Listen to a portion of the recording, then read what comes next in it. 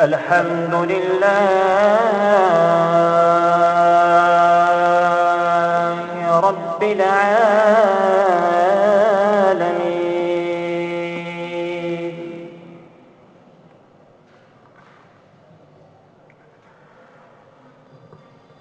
والصلاة والسلام على من كان نبيا وآدم بين الماء والطين،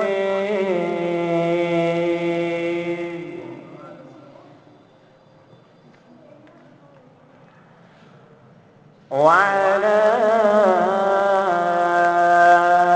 آله وأصحابه وأهل بيته وأنصاره ومهاجره وعلينا معهم يا أرحم الراحمين. أما بعد فأعوذ بالله من الشيطان الرجيم. بسم الله الرحمن الرحيم. لا أقسم بهذا البلد وأنت حل بهذا البلد ووالد وما ولد. صدق الله مولانا العظيم. قال الله تبارك وتعالى في شأن حبيبه: إن الله وملائكته يصلون على النبي يا أيها الذين آمنوا صلوا عليه وسلموا تسليما.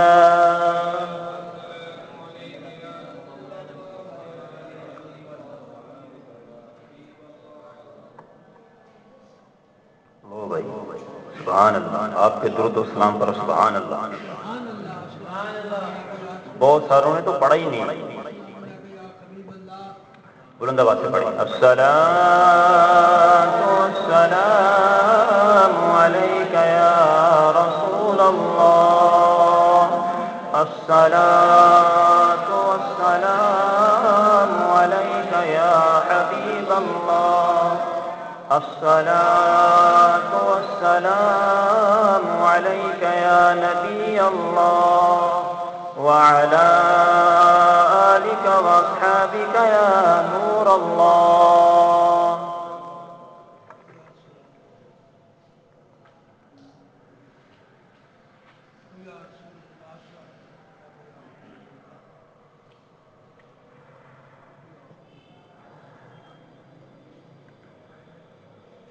درد مندوں کے سہارے آ گئے.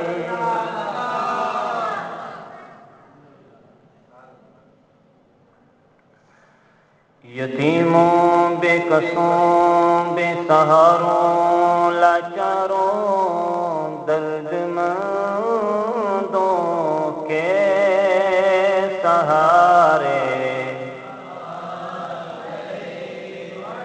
درد مندوں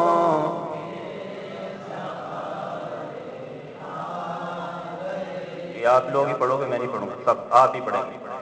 درد مندوں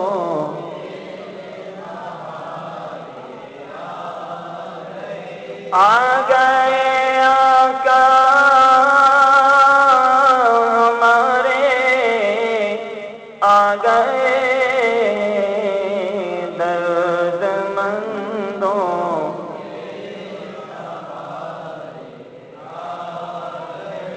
درد مندوں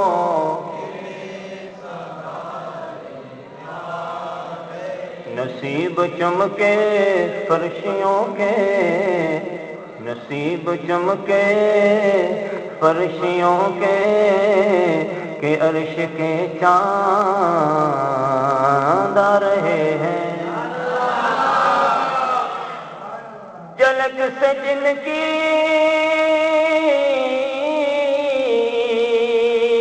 فلک ہے روشن تلک سے جن کی فلک ہے روشن، وہ شمس تشریف لا رہے ہیں، آ گئے آقا درد مندوں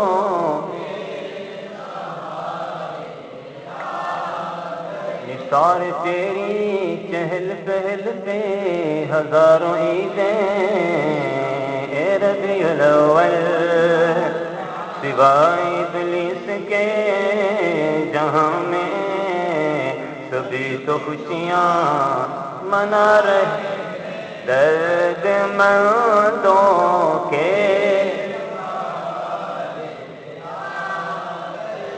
آ گئے آقا ہمارے، زمانے بھر کا یہ قاعدہ ہے کہ جس کا کھانا اسی کا گانا، زمانے بھر میں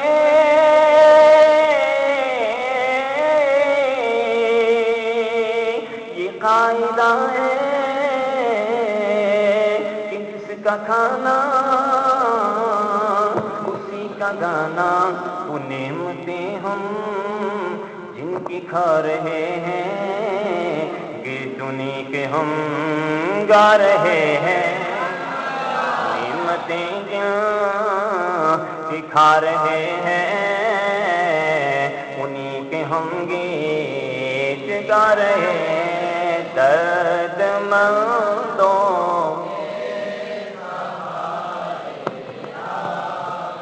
اور دیتے تھے دل کی بشارت انبیاء،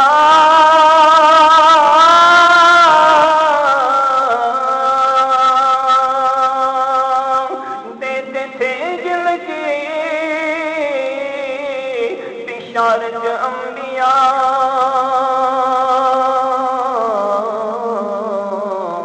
وہ رسولوں کے پیارے آ گئے، وہ رسولوں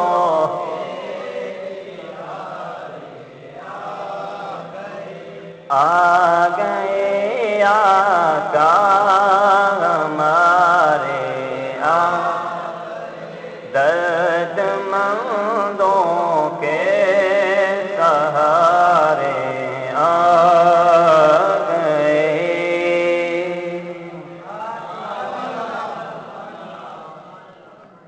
ماشاءاللہ آپ نے میرا ساتھ دیا، جزاک اللہ۔ اللہ تبارک و تعالیٰ کی حمد و ثنا کے بعد درود و سلام اور مدح سرائی کے بعد اللہ تبارک و تعالیٰ کا شکر ہے، اس کا فضل عظیم ہے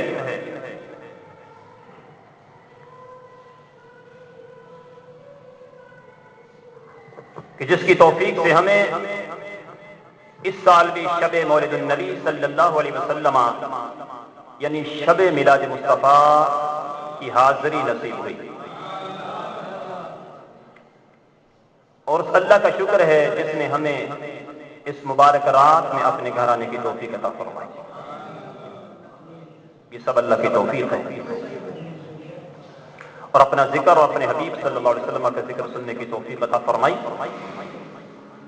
ثانیاً حضور نبی اکرم صلی اللہ علیہ وسلم کی ولادت باسعادت اس پوری کائنات پر، پوری دنیا پر آپ کی تشریف آوری اس کائنات کی سب سے بڑی نعمت ہے۔ اللہ کی اس عظیم نعمت کے ملنے پر میں آپ سب کو مبارکباد پیش کرتا ہوں۔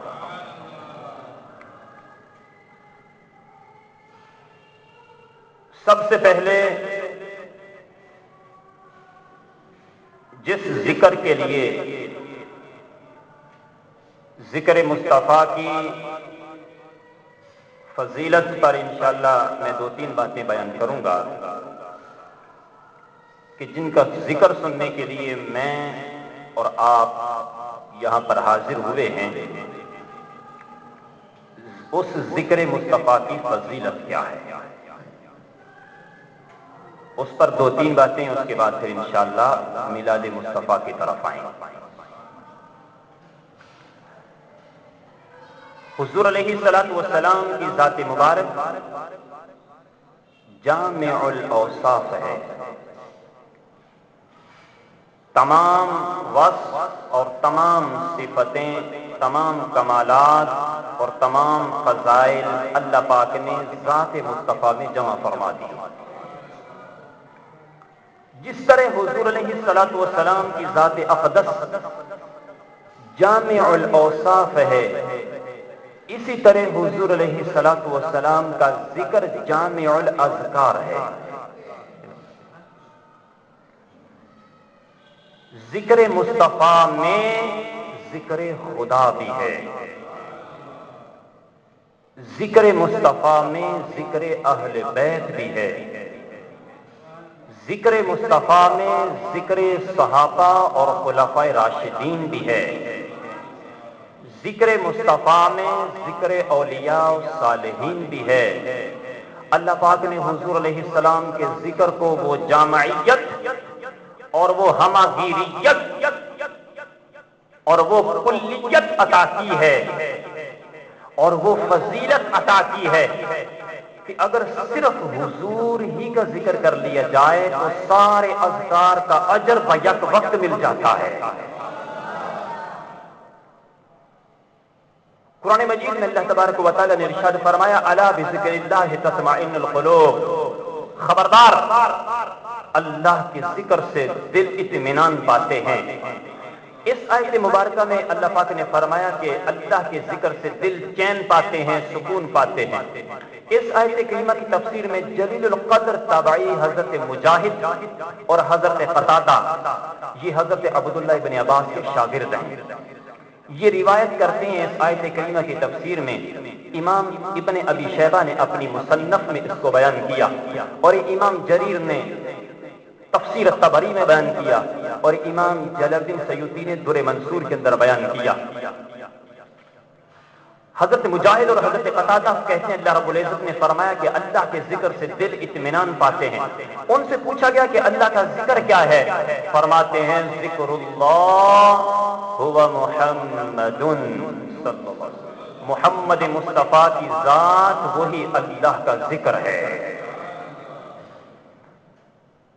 یہی تفسیر قاضی ایاز نے ابن عطا سے اور سیدنا امام جعفر الصادق رضی اللہ تعالیٰ عنہ سے روایت کیا، جس میں فرمایا وَرَفَعْنَا لَكَ ذِكْرَكَ، اس کی تفسیر میں بیان کرتے ہوئے فرمایا اللہ تبارک و تعالیٰ کی طرف سے حدیث قدسی ہے کہ جب اللہ نے فرمایا اے محبوب ہم نے آپ کا ذکر آپ کی خاطر بلند کر دیا، تو پوچھا گیا یا رسول اللہ حضور کے ذکر کو بلند کیے جانے کا معنی کیا ہے؟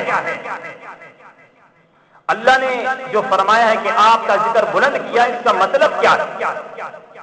امام جعفر الصادق امام اعظم امام ابو حنیفہ کے شیخ ہیں، استاد ہیں، اور امام ابن عطا نے بھی اس کو بیان کیا کہ حضور کا ذکر بلند کیے جانے کا معنی اللہ پاک نے یہ سمجھایا ہے، یہ فرمایا ہے۔ اس نے فرمایا محبوب ومن ذکرک ذکرنی، جس شخص نے میرے محبوب آپ کا ذکر کر لیا بس اس نے میرا ذکر کر لیا۔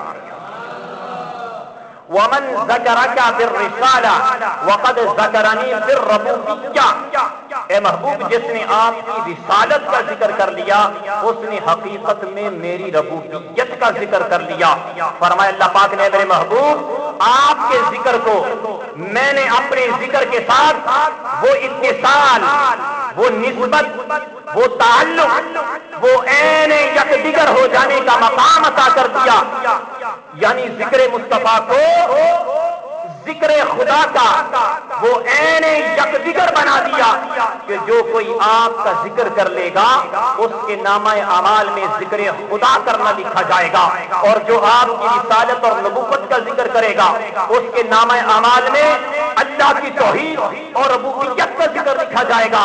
جو ساری رات شان مصطفیٰ سنتا رہے، ساری رات شان مصطفیٰ مرتبہ بیان کرتا رہے، خدا کی قسم اس کے نامہ اعمال میں لکھا جائے گا کہ وہ ساری رات اللہ کا ذکر کرتا رہا ہے۔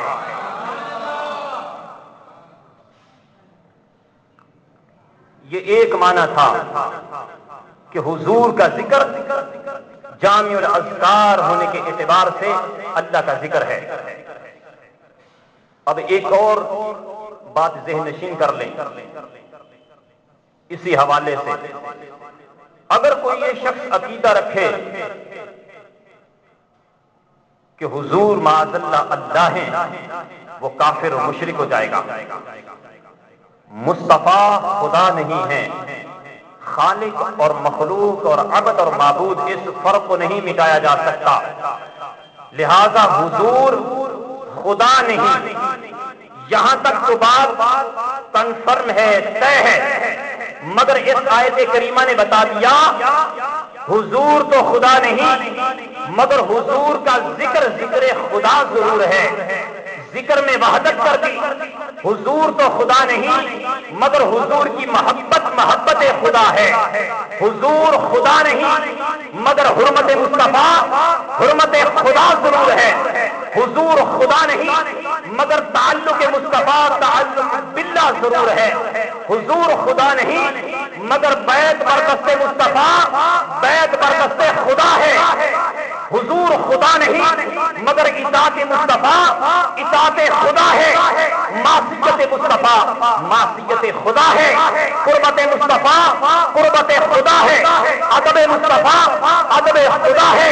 گستاخی مصطفیٰ گستاخی خدا ہے، اور دعوت الی المصطفیٰ یہی دعوت الی اللہ ہے۔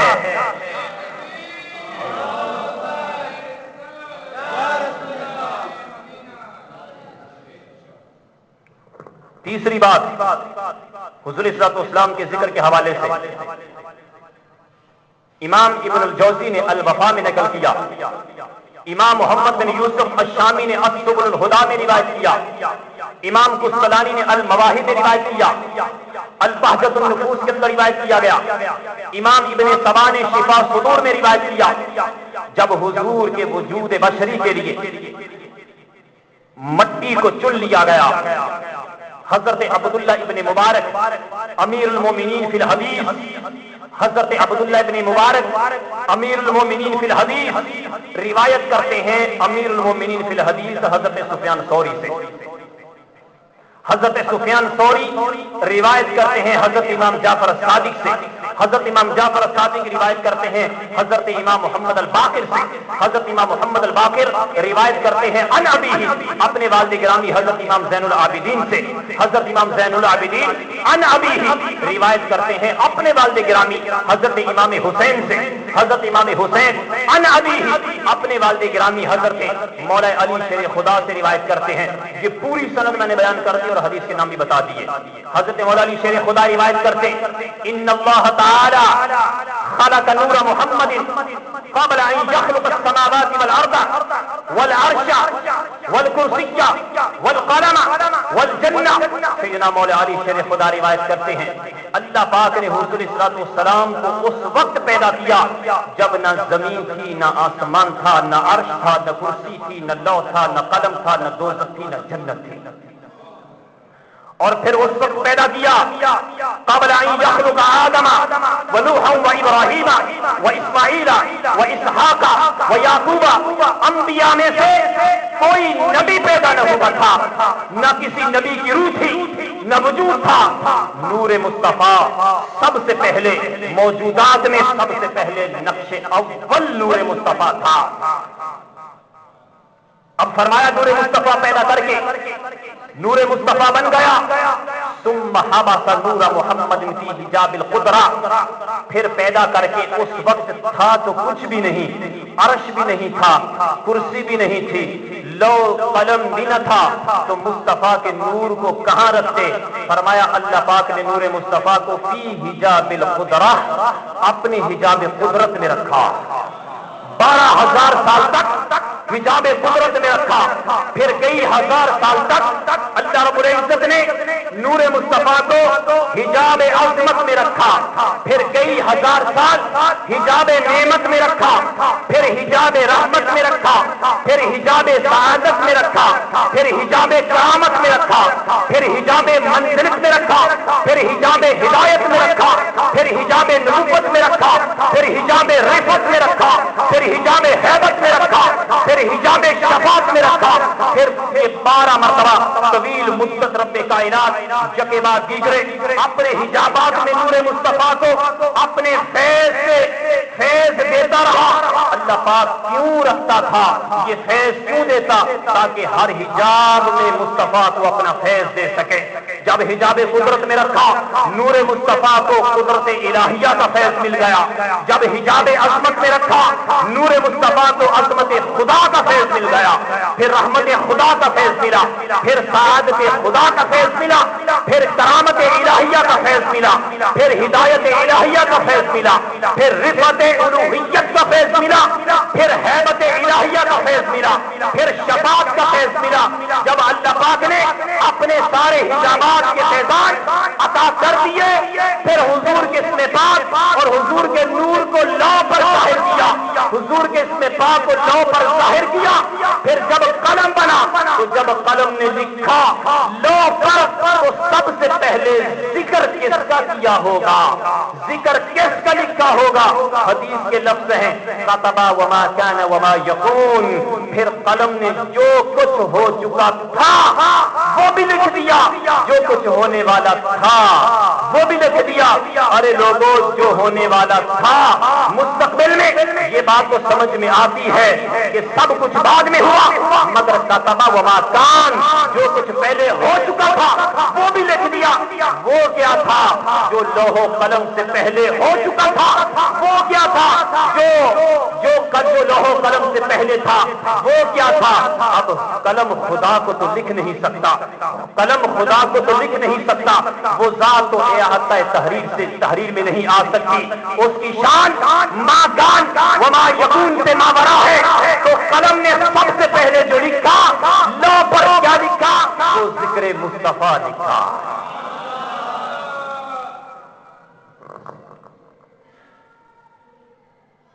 اسی ذکر کے لیے آج ہم سب جمع ہیں۔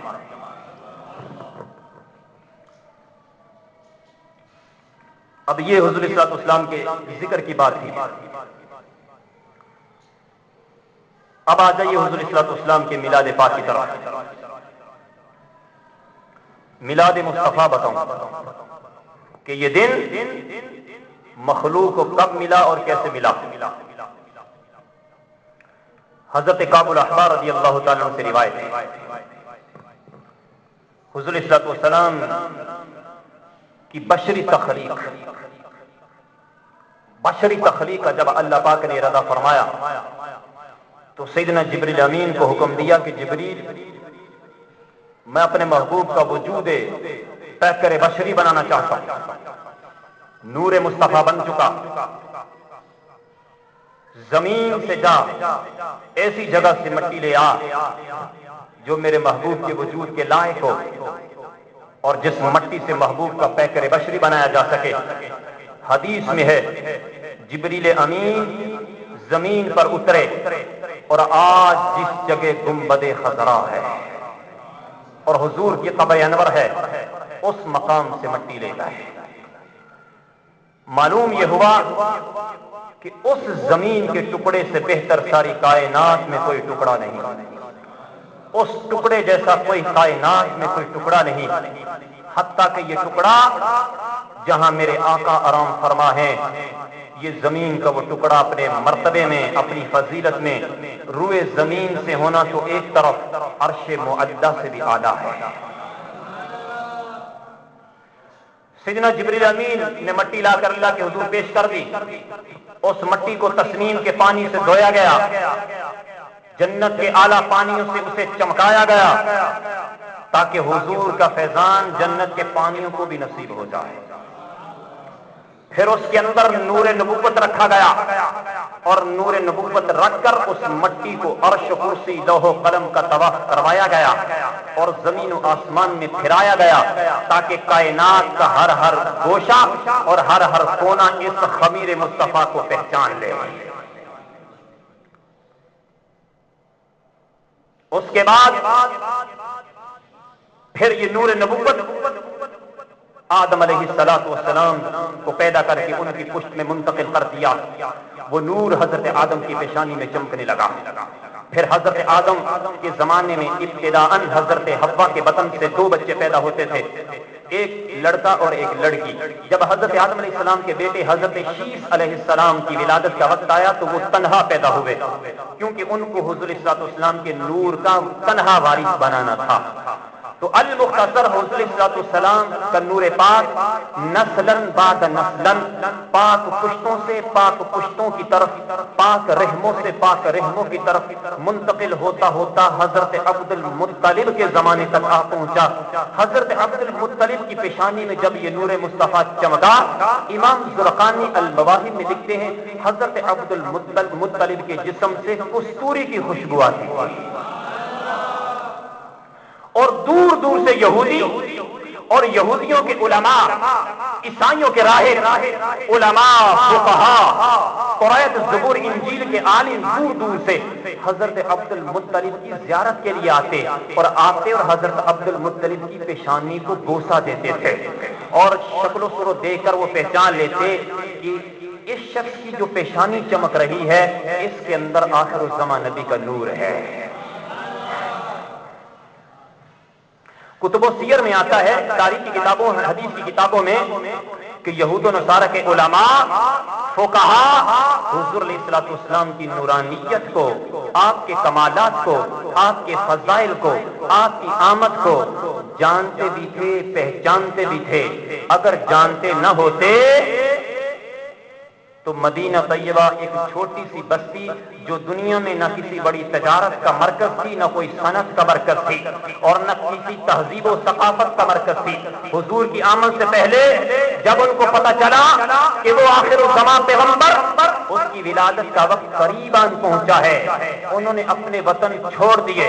ان کا اپنا اصلی وطن تو فلسطین تھا، مصر تھا، وادی سینا تھا، ملک کنعان تھا، ملک شام کا ارد گرد یہ یہودیوں کا اصل وطن تھا۔ ہزار میل کی مسافت طے کر کے، سفر کر کے حجاز میں آ کر ایک چھوٹا سا گاؤں، معمولی سی بستی جس کو اس زمانے میں یثرب کہتے تھے، یہودیوں کا ہزارہ میل کی مسافت طے کر کے اس غیر معمولی بستی میں آ کر رک جانا، اس کا کوئی جواز نہ تھا، سوائے ایک ہی مقصد تھا۔ ہر یہودی عالم نے، ہر یہودی قبیلے نے، بنی اسرائیل کی ساری نسلوں نے، ہر زمانے کے نبی اور ہر رسول کے زمانے میں ایک ہی بات سن رکھی تھی، لوگوں ہم سارے انبیاء اور رسول جس تاجدار کائنات کی آمد کی منادی دینے والے ہیں، یہ ساری کائنات، یہ بزم کائنات جس نبی آخر الزمان کے لیے، جس حبیب کبریا کے لیے، جس پیکر حسین و جمیل کے لیے، جس سرتاج انبیاء کے لیے، جس خاتم الرسل کے لیے، جس نور حق کے لیے، جس رحمت للعالمین کے لیے یہ ساری بزم سجی ہے، وہ ہمارے بعد ان قریب آنے والا ہے۔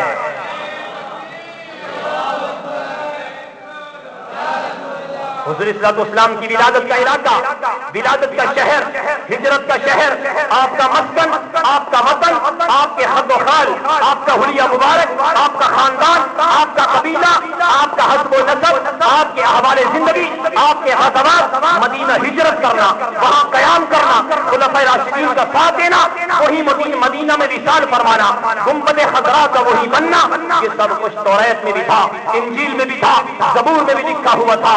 اتنی تفصیلات لکھی تھی کہ انسان تصور بھی نہیں کر سکتا تھا، یہاں تک کہ یہودی لوگ، یہودی علماء حضور صلی اللہ علیہ وسلم کے معارف، آپ کے محاسن، آپ کے فضائل، آپ کے کمالات، آپ کے معجزات، آپ کی سیرت طیبہ، آپ کے حوالے حیات کو پڑھ پڑھ کر لوگوں کو بھی سناتے تھے، اپنے بچوں کو بھی سناتے تھے، اور اتنا پہچانتے تھے جس طرح ماں باپ اپنی اولاد کو پہچانتے ہیں، حضور کو اتنا پہچانتے۔ قرآن کہتا ہے، قرآن مجید میں امام مسلم، امام احمد بن حنبل میں، امام بہقی نے اور دیگر کی کتب حدیث میں آتا ہے. یہ حدیث متعدد طرق کے ساتھ مروی ہے. یہودی کافروں کے خلاف جب جنگ کرتے اپنے ہاتھ اٹھا کر یوں دعا کرتے اللہ کی بارگاہ میں اللہم انصرنا بالنبی المبعوث فی آخر الزمان الذی نجدہ صفتہ فی التوراۃ. اے خدا ہمیں نبی آخر الزمان حضرت محمد مصطفیٰ کے وسیلے سے فتح عطا فرما، وہ محمد جس کی صفتوں کا چرچا ہم توریت اور پہلی کتابوں میں پڑھتے ہیں. اس کے بعد حضرت سلمہ بن قیس فرماتے میں چھوٹا سا بچہ تھا، ہم حساب و کتاب اور حشر و نشر کا مسئلہ پوچھنے کے لیے اپنے محلے کے ایک یہودی عالم کے پاس آئے. اس نے ہمیں بتایا، یہودی عالم نے بتایا کہ ہر شخص کا مرنے کے بعد حساب و کتاب ہوگا. حضرت سلمہ بن قیس کہتے ہیں ہم نے پوچھا حساب و کتاب حشر و نشر کی دلیل کیا ہے؟ حساب و کتاب حق ہے، تیرے پاس دلیل کیا ہے؟ اس یہودی عالم نے کہا ہم تمہیں وہ دلیل تو نہیں سمجھا سکتے، لیکن صبر کرو، ابھی کچھ عرصے کے بعد ایک عظمت والا رسول پیدا ہونے والا ہے، اس کی ولادت باصاعدت ہونے والی ہے. وہ رسول ان تمام مابعد طبیعت، حساب و کتاب، حشر و نشر کے دلائل اور اس کے دلائل کے پہاڑ اٹھا کر تمہارے سامنے رکھ دے گا. حضرت سلمہ بن قیس کہتے ہیں ہم نے پوچھا اس رسول کی ولادت کب ہوگی؟ تو حضرت سلمہ بن قیس کہتے ہیں اس یہودی عالم نے میری طرف اشارہ کر کے کہا اگر یہ بچہ زندہ رہا تو اس کی طبی عمر میں وہ رسول بعثت کر کے اعلان کر دے گا. نبوت کا یہ سب کچھ پہلی کتابوں میں موجود تھا. اتنی تفصیلات یہود جانتے تھے، پہچانتے تھے. اور حضور علیہ الصلوۃ والسلام اپنے چچا ابو طالب کے ساتھ شام میں تجارت کی غرض سے تشریف لے گئے. آپ کا بچپن کا زمانہ تھا، آپ کے بچپن کا زمانہ تھا. آپ جس پہاڑ کے قریب سے گزرتے پہاڑ با آواز بلند میرے آقا پر سلام بھیجتا، سلام عرض کرتا. ابو طالب پریشان ہو گئے. ابو طالب گھبرا کر ایک یہودی عالم سے انہوں نے پوچھا اے عالم یہ بتا، یہ میرا چھوٹا سا بھتیجا ہے جس پہاڑ کے قریب سے گزرتا ہے پہاڑ جھوم جھوم کر سلام کرتا ہے، یہ ماجرا میری سمجھ میں نہیں آتا. اس یہودی عالم نے کہا اے ابو طالب جلدی سے واپس لوٹ جا، تیری خوش قسمتی کہ اس کائنات کی ظلمتوں کو اجالے سے بدلنے والا رسول وہ محمد آخر الزمان وہ یہی بچہ ہے جو قدرت نے تیری شفقت اور تیری سرپرستی میں تمہیں عطا کر دیا. حضرت ابو طالب نے کہا تمہیں کیسے پتا چلا، تمہیں کیسے معلوم؟ وہ کہنے لگا ہم نے اپنی پہلی کتابوں میں یہی علامت پڑھی ہے، یہی سنتے آئے ہیں. وہ رسول آخر الزمان پیغمبر جس پہاڑ کے قریب سے گزرے گا پہاڑ بھی اس کو سلام کرے گا. ارے درود و سلام پڑھنے میں، میں کہتا ہوں درود و سلام پڑھنے میں ہم سے، درود و سلام پڑھنے میں وہ پہاڑ سبقت لے گئے. اور یہ ظالم درود و سلام کے منکر ابھی تک ہم سے جھگڑے درود و سلام کے معاملے میں، ابھی تک ان کے جھگڑے ختم نہیں ہوئے. وہ پہاڑ سبقت لے گئے. اس کے بعد بتانا یہ چاہتا ہوں کہ یہودی علماء حضور کی شان رسالت، حضور کو کتنا پہچانتے تھے اور جانتے تھے. ایک اور ایمان افروز واقعہ، حضور صلی اللہ علیہ وسلم کی بعثت سے پہلے، ولادت سے پہلے ایک بچی، اس کا والد یہودی تھا، یہودی عالم تھا، آسمانی کتابوں کا عالم تھا. وہ چھوٹی سی بچی، وہ یہودی عالم گھر میں بیٹھ کر توریت کی تلاوت کرتا اور توریت میں تاجدار کائنات کی صفات اور کمالات کا تذکرہ کیا کرتا تھا. وہ بچوں کو سناتا، اپنی بیٹی کو سناتا، اپنے گھر والوں کو سناتا، لوگوں کو سناتا حضور کے کمالات، حضور کے فضائل، اور کہتا اے بچوں، اے لوگوں، بڑے کمالات کا مالک اس دنیا میں عنقریب آنے والا ہے.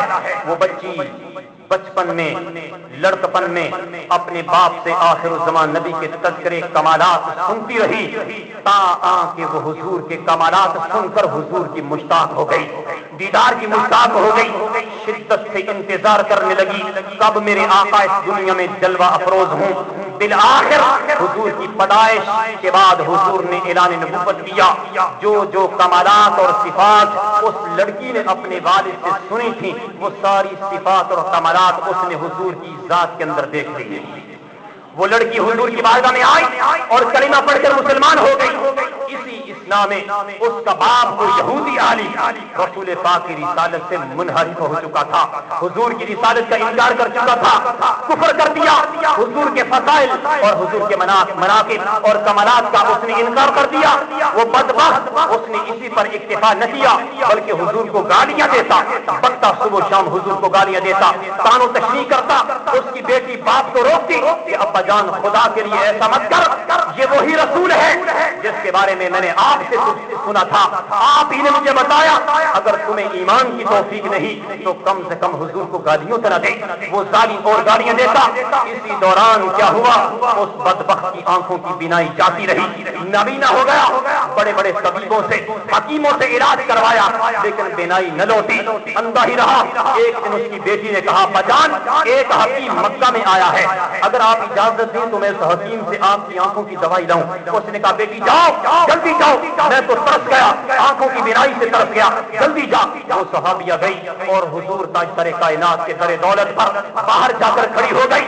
میرے آقا جب باہر تشریف لائے, میرے آقا جب اپنے نعلین شریف ہیں, اپنے جوتے مبارک میرے حضور نے پہنے اور پہن کر جب چلے, گلی کی خاک کے جن ذروں پر حضور کے قدم مبارک لگے ان جوتوں کی خاک کو اٹھا کر اس لڑکی نے اپنے دوپٹے میں باندھ لیا. وہ خاک لے کر اپنے گھر پہنچی, سرما بنا کر اپنے والد کی سیدھی آنکھ میں سلائی ڈالی, سیدھی آنکھ کی بینائی لوٹ آئی.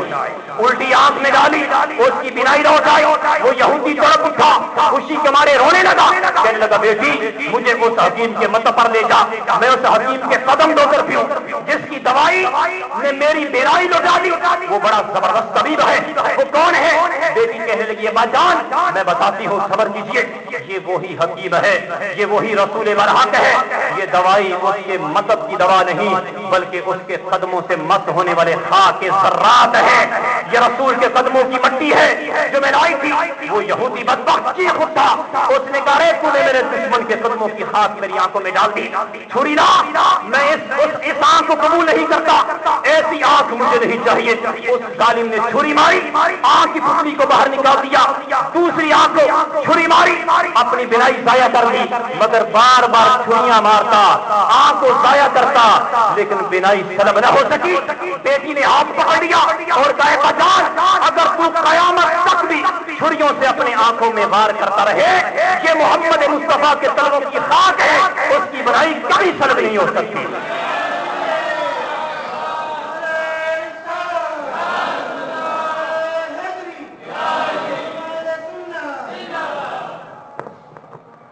اس کے بعد حضرت سیدنا یحییٰ علیہ السلام جب شہید کیے گئے تو اس وقت حضرت یحییٰ علیہ السلام کے جسم پر ایک جبہ تھا. جو جبہ اس وقت انہوں نے پہنا ہوا تھا وہ جبہ یہودیوں نے اپنی عبادت گاہ میں رکھا ہوا تھا. میری بات سمجھ گئے؟ جس وقت حضرت یحییٰ علیہ السلام کو شہید کیا گیا ان کے جسم پر جو جبہ تھا وہ جبہ یہودیوں نے اپنی عبادت گاہ میں رکھا تھا. یہ چیز حضرت یحییٰ علیہ السلام کے معجزات میں سے ایک معجزہ تھا کہ اس جبے سے ہمیشہ ایک ایک قطرہ خون کا گرتا رہتا تھا. آپ کی شہادت کا خون ختم نہیں ہوا تھا, وہ خون اس جبے سے ایک ایک قطرہ ٹپکتا رہتا تھا اور کئی صدیوں سے ٹپکتا رہا تھا. یہ آسمانی کتابوں میں لکھا تھا, یہ درج تھا کہ یہ خون کا قطرہ گرنا اس دن بند ہوگا جس دن محمد مصطفیٰ کی ولادت ہوگی. تو اس یہودیوں کی اس عبادت گاہ میں وہ حضرت یحییٰ کے جبے سے خون کا قطرہ گرنا کب بند ہوا؟ 12 ربیع الاول جس دن میرے آقا کی ولادت ہوئی. پھر یہودی دوڑ پڑے حضور کے استقبال کے لیے اور مدینہ طیبہ میں آ کر مقیم ہو گئے, قافلے در قافلے بن کر آ کر حضور کے استقبال کے لیے. وہ ایک علیحدہ کانسیپٹ ہے کہ انہوں نے حضور صلی اللہ علیہ وسلم کی رسالت کا انکار کر دیا حسد کی بنا پر کہ ان کا تعلق بنی اسماعیل سے کیوں ہے. تو حضرات میں عرض کر رہا تھا کہ وہ نور حضرت عبد المطلب کی پیشانی میں حضرت عبد المطلب کی پیشانی میں چمکنے لگا. پھر حضرت عبد المطلب کی پیشانی سے نکلا, حضرت عبداللہ کی پیشانی میں منتقل ہو گیا. حضرت عبداللہ کی دور دور تک شہرت پھیل گئی. ہر باپ کی بیٹی کی خواہش تھی کہ یہ نور مصطفیٰ کاش ہماری بیٹی کو مل جائے. شاہ روم نے یہ خواہش ظاہر کی، لیکن یہ مقدر تھا حضرت وہب بن عبد مناف کی شہزادی حضرت سیدہ آمینہ کا، جو حسب و نسب میں، خوبصورتی میں، خوبصورتی میں، کردار میں، تقوی میں، پرہیزگاری میں، عظمت میں، فضیلت میں قریش کی تمام عورتوں کی سرتاج تھی، ایک مقام رکھتی تھی، قدر و منزلت رکھتی تھی. ان کا نکاح حضرت عبداللہ کے ساتھ ہو گیا. حضرت عبداللہ ابن عباس حضرت کعب الاحبار روایت کرتے ہیں، حضور تاجدار کائنات کا نور اقدس حضرت عبداللہ کی پشت سے نکل کر، حضرت عبداللہ کی پیشانی سے نکل کر شب جمعہ حضرت آمینہ کے وطن میں منتقل ہو گیا. حضرت عبداللہ ابن عباس فرماتے ہیں اس رات رب کائنات کی طرف سے ملائکہ نے منادی دی، حکم ہوا آج رات وہ نور ازلی کا پرتو، وہ نور حق کا مخفی خزانہ جسے ختم نبوت کا تاج پہنایا جائے گا، وہ نور جو نبی آخر الزمان کے روپ میں اس دنیا میں ظاہر ہوگا، آج وہ نور اے جنتیوں، اے حوروں، اے ملکوتیوں، آج وہ نور حضرت آمینہ کے وطن میں منتقل ہو گیا.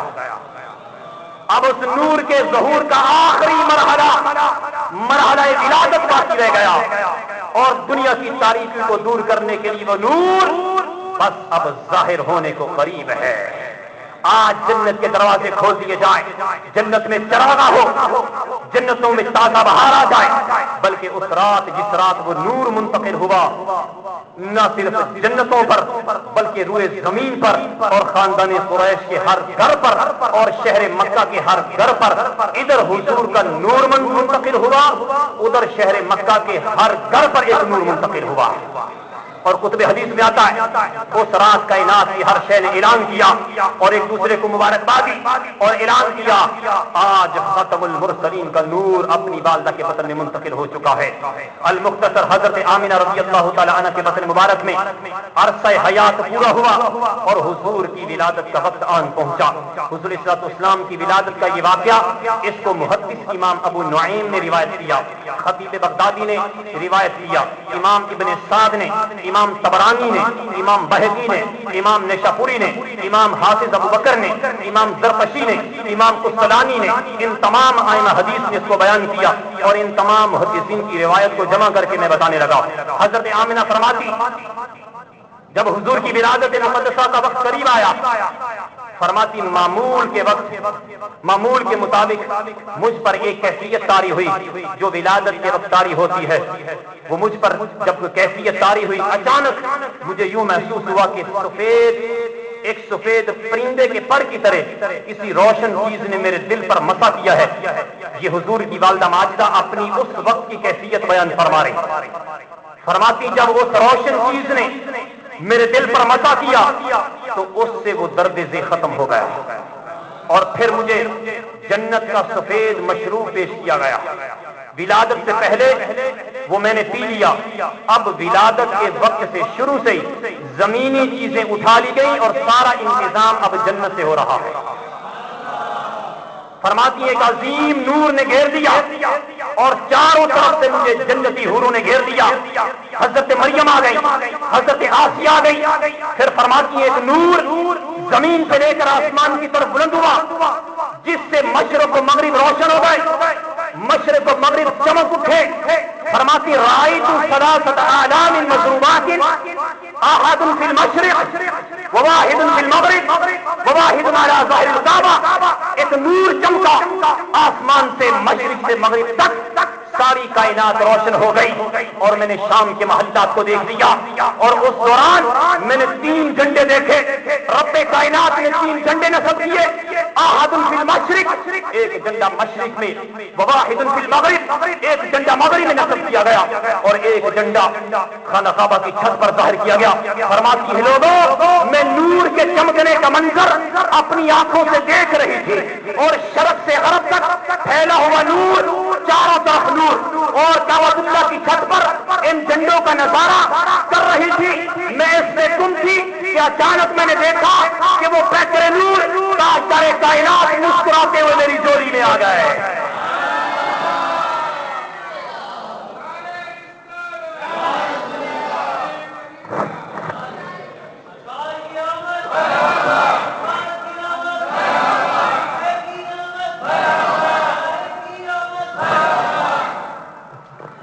آقا دو جہان کی ولادت ہو گئی. اہلا و سہلا مرحبا.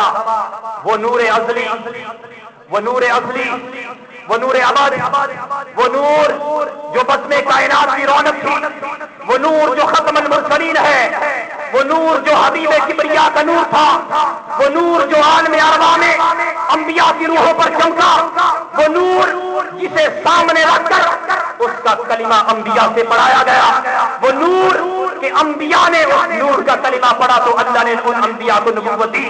وہ نور جس نبی پر ایمان لائے، وہ نور جس نبی پر ہم ایمان لائے، وہ نور جس کے فیض سے عالم ارواح میں ساری روحیں معطر ہوتی رہی، فیض یاب ہوتی رہی، وہ نور جو پیدا ہونے سے پہلے نبی بنایا گیا، وہ نور جس کی چمک سے ساری جنت کو چمکایا گیا، وہ نور جس کا نام جنت کے درختوں کے پتے پتے پر لکھا گیا، وہ نور جس کا کلمہ عرش کے پائے پر لکھا گیا، وہ نور جس پر ہر فرشتے کو آگاہ کیا گیا، اور وہ نور جس کے توسل سے حضرت آدم کی توبہ قبول ہوئی اور حضرت آدم کو مسجود ملائکہ بنایا، وہ نور جس کے توسل سے حضرت نوح کی کشتی نے نجات پائی، وہ نور جس کے صدقے سے حضرت ابراہیم کو آگ سے بچایا گیا، وہ نور جس کی وجہ سے اس صحرائے عرب میں مکہ کی سرزمین پر جہاں کچھ نہ تھا، اس نور کی برکت سے مکہ میں کعبہ بنایا گیا، وہ نور جس کی خاطر قبیلہ قریش کو تمام قبیلوں سے اونچا بنایا گیا، وہ نور جس کے لیے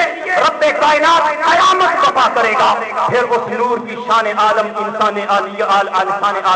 عالم انسانیت کو دکھائے گا اور شفاعت کا منصب رکھے گا، اور وہ نور جس کا صدقہ آج ہم اور ساری کائنات انسانی کھا رہی ہے، وہ نور جس کے صدقے ہر مومن کا ایمان زندہ ہے، اور وہ نور جس کی خاطر ہماری بخشش ہوگی، وہ نور جس کی خاطر ہمیں دین ملا، اسلام کی دولت ملی، خدا کی شناسائی ملی، وہ نور جس نور نے ہمیں کعبہ سے شناسا کیا، جس نور نے ہمیں توحید سکھائی، جس نور نے ہمیں آخرت کی معرفت دی، جس نور کے صدقے ہم انسان ہو کر اشرف المخلوقات ہوئے، اور جس نور کا ہم نے کلمہ پڑھا اور ساری امتوں سے افضل و عظیم ہو گئے. حضرت آمنہ فرماتی ہے لوگوں وہ نور والا نور لے کر آ گیا.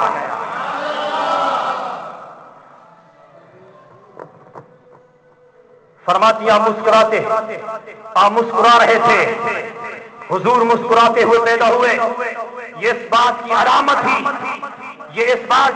تھی کہ یہ نبی جو روتے ہوئے ہیں، روتے ہوئے کو سینے سے لگا کر ہنسائے گا. حضور کا مسکرانا اس بات کی علامت تھی کہ یہ نبی روتے ہوئے کو سینے لگا کر ہنسائے گا، غم زدوں کا غم دور کرنے آیا ہے، مسکینوں غریبوں کو تحفظ دینے آیا ہے، بے سہارا کو سہارا دینے آیا ہے، اور کائنات انسانی کو یہی سبق پڑھانے کے لیے آیا ہے، اور انسانیت کو ایک عظیم دردمندانہ نظام دینے کے لیے آیا ہے. اس کے بعد فرماتی ہے میں نے دیکھا آپ سجدے میں گر گئے. اللہ کے حضور پیدا ہوتے ہی پہلی گریزاری اور سجدہ فرمایا، انگشت شہادت آسمان کی طرف بلند تھی. فرماتی ہیں عالم غیب سے آواز آئی یہ محمد ہے، نام بھی رکھ دیا گیا، یہ محمد ہے. اب حضور صلی اللہ علیہ وسلم کی ولادت کے واقعات بڑی تفصیل کے ساتھ کتب حدیث میں ملتے ہیں. میں مختصر اختصار کے ساتھ یہیں اسی پر اکتفا کرتا ہوں. اب حضور صلی اللہ علیہ وسلم کی ولادت ہوئی، آقا کے بچپن کا زمانہ گزرا، آقا بچپن سے گزرے، لڑکپن سے گزرے، جوانی سے گزرے، پھر بھرپور جوانی کا دور آ گیا، پھر اعلان نبوت ہوا، پھر حضور کی بعثت ہوئی. اب دیکھنا یہ ہے کہ اللہ کا یہ احسان اس امت پر، انسانیت پر کیوں ہوا، اس ولادت کا مقصد کیا تھا، مقصد ولادت کیا تھا، انسانیت، حضور اس انسانیت کو کیا دینا چاہتے تھے. ابھی آخری پیغام سن لو. مقصد ولادت یہ تھا کہ انسانیت میں ایک بہت بڑا حضور انقلاب لانا چاہتے تھے، لوگوں کے ذہن بدلنا چاہتے تھے.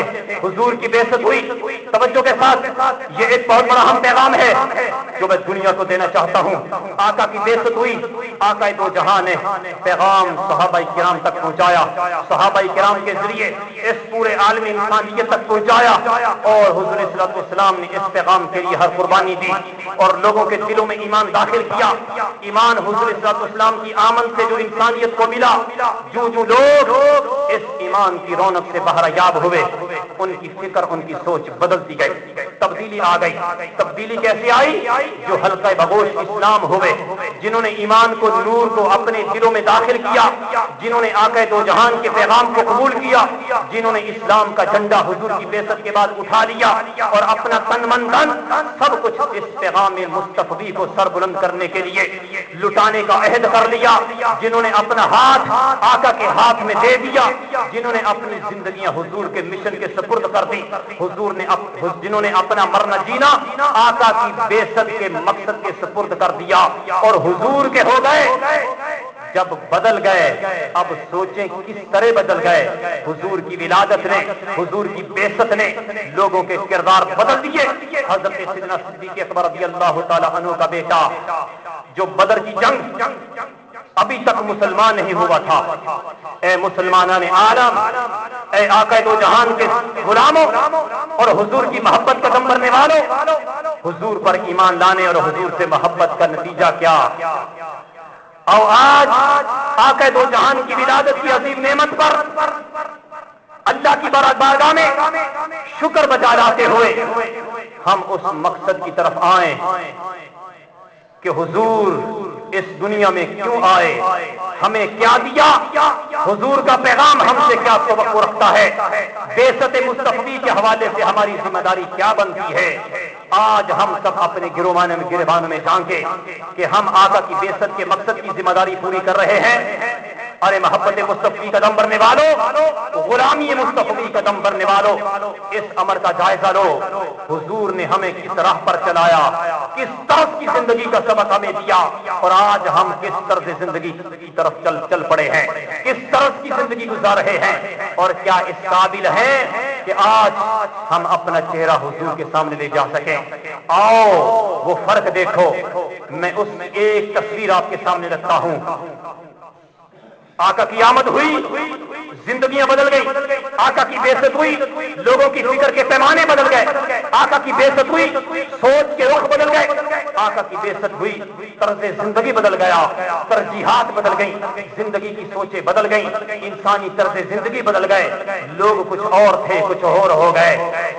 اب اپنا حال بھی سن لیں، ان لوگوں کا حال بھی سن لیں، پھر جائزہ لیں.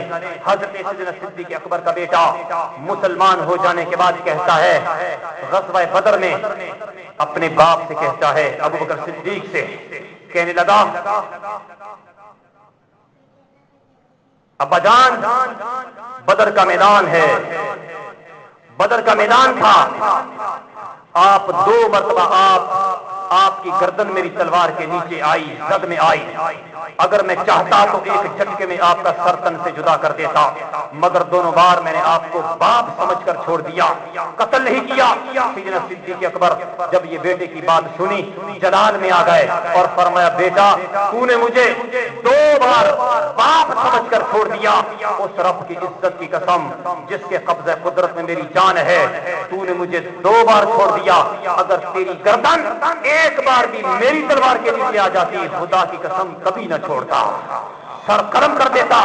یہ فرق کیا تھا؟ اس لیے کہ ادھر کفر تھا، ادھر ایمان آ گیا تھا. جو لوگ نظریہ کفر پر لڑ رہے تھے ان کے لیے باپ اور بیٹے کا خونی رشتہ مقدم تھا. جو ایمان کے رشتے پر آ گئے تھے، جو ایمان کے لیے لڑ رہے تھے، حضور کی محبت میں لڑ رہے تھے، ان کے خونی رشتے مقدم تھے. ان کے خونی رشتے مقدم نہ تھے، ان کا ایمان مقدم تھا، حضور کی محبت مقدم تھی، آقا دو جہان کی بعثت کا مقصد مقدم تھا. حضرت سیدنا عثمان غنی رضی اللہ تعالی عنہ کا حوال، ان کے حوال بھی سن لیجئے. حضرت سیدنا عثمان غنی رضی اللہ تعالی عنہ لاکھوں کروڑ کا غلہ شہر مدینہ میں آیا. شہر مدینہ میں قحط پڑ گیا، لوگوں کے گھروں میں کھانے کے لیے کچھ نہ تھا. جب خبر ہوئی کہ حضرت عثمان غنی کا غلہ آیا ہے، بڑے بڑے تاجر خریدنے کے لیے دوڑے تاکہ خرید کر بیچیں. حضرت عثمان غنی نے فرمایا، بتاؤ تاجروں کیا نفع دو گے؟ کسی نے کہا مثلا آپ 10 روپے لے کر آئے ہیں تو میں آپ کو 12 روپے دوں گا. کسی نے کہا 15 روپے دوں گا. کسی نے کہا 17. کسی نے کہا 20. تاجروں نے اپنی اپنی طاقت کے مطابق بولیاں لگائیں. سیدنا عثمان غنی مسکرا پڑے اور فرمانے لگے تاجروں تم 10 کا مال 20 تک لیتے ہو, بس تمہاری بولیاں ختم ہوئی, میں تمہیں نہیں بیچتا. میری نظر ایک اور بہت بڑے تاجر پر ہے جو مجھے بہت زیادہ نفع دینا چاہتا ہے. اگر تم مجھے 10 کا مال 20 میں دیتے ہو تو وہ ایک ایسا تاجر ہے جو مجھے 1 کے بدلے میں 100 عطا کرنے والا ہے. تاجر نے کہا ٹھیک ہے آپ اپنا مال اسی کو بیچیں, مگر بتائیے وہ اتنا بڑا تاجر, اتنا بڑا مالدار جو 10 کا مال 100 روپے میں خریدنے کو تیار ہے, وہ ہے کون؟ سیدنا عثمان غنی نے فرمایا تاجروں چلے جاؤ, تم سب چلے جاؤ, میں یہ اپنا مال تمہیں نہیں بیچوں گا, میں نے اپنے مولا سے سودا کر لیا ہے. اور اعلان کر دیا اے اہل مدینہ آؤ, اے محبوب کے شہر میں بسنے والوں, اے مدینہ الرسول میں رہنے والوں, آؤ عثمان غنی کا کروڑوں کا غلہ مفت میں اٹھا کر لے جاؤ. بتانا یہ چاہتا ہوں یہ کس چیز نے انہیں کروڑوں روپے کا غلہ مفت تقسیم کرنے پر آمادہ کر دیا؟ اسی بے ست مصطفی نے, اسی ایمان کی دولت نے, وہ اسلام نے ان کی سوچ کے پیمانے بدل دیے. محبت رسول کی انتہا ہو گئی, عشق رسول کی انتہا ہو گئی, اور عشق رسول اور محبت رسول کی انتہا نوبت یہاں تک پہنچ گئی. اب سنو, ایک جوان صحابہ جن کی شادی ابھی شادی ہوئی, جوان صحابیہ دلہن ہے, صحابی اور صحابیہ دلہا آج شادی کی پہلی رات ہے, شب عروسی میں آپس میں بیٹے گفتگو کر رہے ہیں, ملاقات نہیں ہوئی, گفتگو ہو رہی ہے. اچانک مدینہ کی گلیوں سے آواز آئی, جوانوں آقا نے تمہیں جہاد کے لیے, بقائے اسلام کے لیے تمہیں طلب فرمایا ہے, اسلام کا لشکر جا رہا ہے, آ جاؤ. اس جوان صحابی نے جو دولہا تھا اس نے شب عروسی میں اپنی دلہن کی صحبت اور سنگت کو چھوڑ کر چھلانگ لگائی, جانے لگے. دلہن نے پیچھے سے قمیص پکڑ لیا اور پوچھا میرے سرتاج کہاں جا رہے ہو؟ جواب دیا اپنے سرتاج کی بارگاہ میں. آج کی رات میرے ساتھ بسر کرو, قافلہ تو صبح ہی جائے گا, رات منادی ہو رہی ہے. فرمانے لگے اس بات کی کیا ضمانت کہ صبح تک زندہ بھی رہوں گا یا نہیں؟ اپنے آقا کی بارگاہ میں جا کر لبیک کہنے میں ایک لمحے کی تاخیر نہیں کر سکتا. یہ فرما کر اٹھے اور کہا ہے دلہن اگر جہاد سے بچ کر واپس آ گیا تو زندگی کے چند دن اکٹھے گزار لیں گے, اگر شہید ہو گیا تو حوض کوثر پر ملاقات ہوگی. یہ ہے ایمان, یہ ہے مصطفی انقلاب. نفس قربان حضور کی محبت میں, عشق قربان, نفس کی لذتیں قربان حضور کی محبت میں, دنیا کی راحتیں قربان حضور کی محبت میں. حضور نے جس شے کی طرف اشارہ کیا ان غلاموں نے وہی کچھ لٹا دیا. اور قربان جائیں وہ دن اور وہ رات, اس کو بھی یاد کرو جب احد کے میدان سے جنگ کر کے صحابہ کرام پلٹے, 70 صحابہ کرام شہید ہو گئے اور باقی صحابہ کرام زخمی حالت میں لہو لوہان تھے, جسم تلواروں سے جگہ جگہ سے کٹا ہوا تھا, چلنے کی طاقت نہ تھی, اٹھنے کی طاقت نہ تھی, جگہ جگہ سے جسم کٹا ہوا تھا, زخموں سے خون بہ رہا تھا. مدینہ شہر میں صحابہ کرام رات کے وقت پہنچے, آ کر بستروں پر گر پڑے, اٹھنے کی طاقت نہ تھی.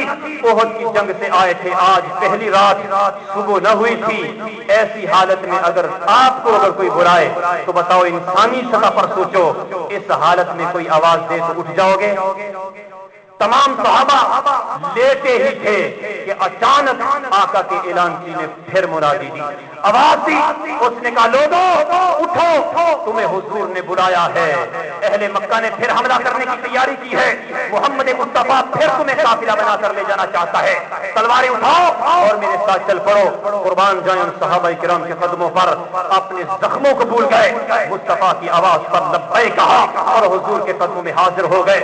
اللہ کو ان صحابہ کرام کی یہ ادا اتنی پسند آئی, فرمایا زخمی صحابہ میرے حبیب کی پکار سن کر اس انداز سے اٹھ کھڑا ہونا مجھے اتنا اچھا لگا ہے, جاؤ میں نے تم سب کو معاف کر دیا, وَكُلًّا وَعَدَ اللَّهُ الْحُسْنَىٰ, اور تمہیں دنیا میں جنت عطا کر دی.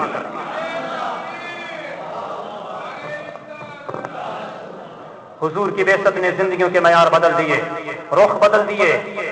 اللہ اکبر دوستو، جو پیغام حضور لائے بعثت مصطفی کا جو پیغام، وہ پیغام قربانی کا پیغام ہے۔ حق زندہ نہیں ہو سکتا جب تک قربانی نہ دی جائے۔